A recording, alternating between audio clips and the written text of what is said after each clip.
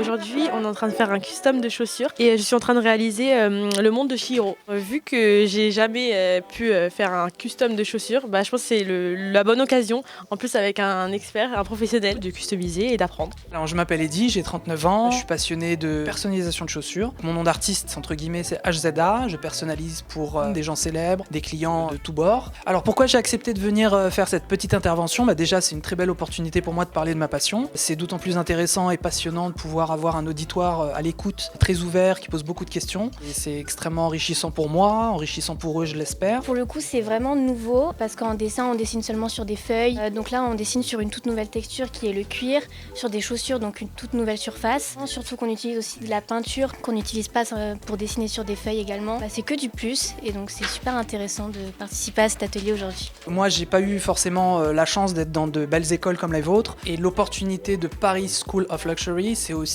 quelque chose de bénéfique pour vous parce que vous grandissez aussi avec des gens qui vont vous épauler, qui vont vous faire grandir comme moi j'ai pu grandir sur le terrain et arriver au bout de vos rêves, au bout de vos volontés, vos souhaits, donc il faut s'accrocher.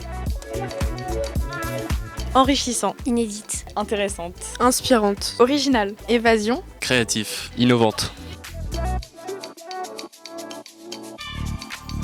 Aujourd'hui chez Bonjour Paris à l'agence, on a le plaisir d'accueillir les étudiants de Paris School of Luxury, section créative. Et on a présenté toute l'agence, présenté les cases, donné aussi des tips, des recommandations. On a demandé aux étudiants aussi de faire un petit workshop sur une création d'identité visuelle. Nous, le brief qu'on a eu, c'est sur une agence qui est ciblée dans le luxe et on a eu le nom Majestic. Et donc on doit imaginer tout le logo, la typographie, les colorimétries. En gros, penser toute la charte graphique de cette agence. Donc on est séparés en tant que DA et DC. C'était super sympa de venir en tant qu'étudiant de première année dans une agence à taille humaine comme ça et de pouvoir voir un peu le backstage de tout ça. Ça nous a beaucoup plu, on a découvert encore une fois le métier. Je pense que c'est très important de pouvoir partager avec des personnes qui sont déjà donc directeurs créatifs et aussi directeurs artistiques. Et en ce qui concerne l'agence, c'est un cadre très chaleureux, tout le monde est très gentil, donc voilà, on est super satisfaits. C'est toujours hyper intéressant pour nous de rencontrer les nouveaux talents parce que potentiellement c'est des gens qui peuvent travailler avec nous demain et qu'on pourrait accueillir. C'est hyper stimulant d'avoir cet échange-là parce que ça nous permet aussi, nous qui avons quelques années d'expérience déjà aussi, de se dire qu'il y a une nouvelle génération qui peut nous apprendre des choses, qui va nous apprendre des choses. Et on accepte avec grand plaisir de renouveler l'expérience parce que c'est hyper appréciable aujourd'hui d'avoir des écoles qui se soucient vraiment de la vraie vie en agence ou en studio ou chez l'annonceur.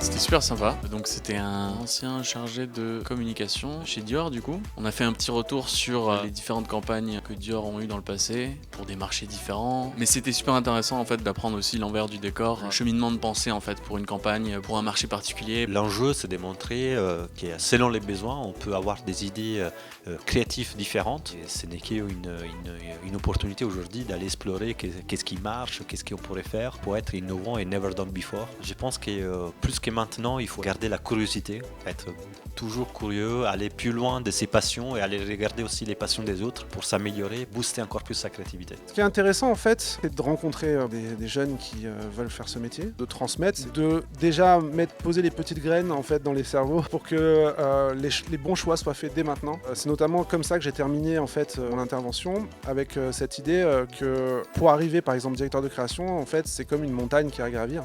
Et c'est un peu dommage si après 10 ans à essayer de gravir cette montagne et qu'on est arrivé au sommet, on se rend compte qu'on a gravi la mauvaise montagne. Du coup, c'est important de savoir qu'est-ce que c'est ce métier, comment on y arrive, qu'est-ce qu'il faut faire pour pouvoir choisir tout au long de sa carrière le chemin qu'on veut prendre, quoi.